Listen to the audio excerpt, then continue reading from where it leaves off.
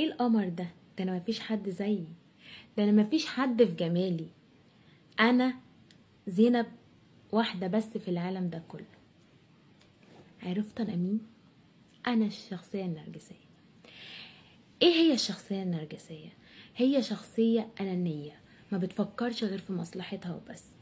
مصلحتي فوق العالم، ما بفكرش انا زعلت مين، انا جيت على مين. هو شخص بيهتم بالمظهر الخارجي، شخص بمعنى اصح ما بيتقبلش النقد. انا صح طول حياتي، طول حياتي ماشي على نفس طريقي.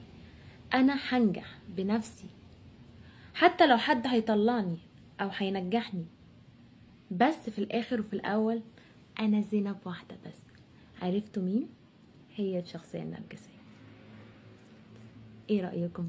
هل عرفتوا حد في حياتكم شخص نرجسي؟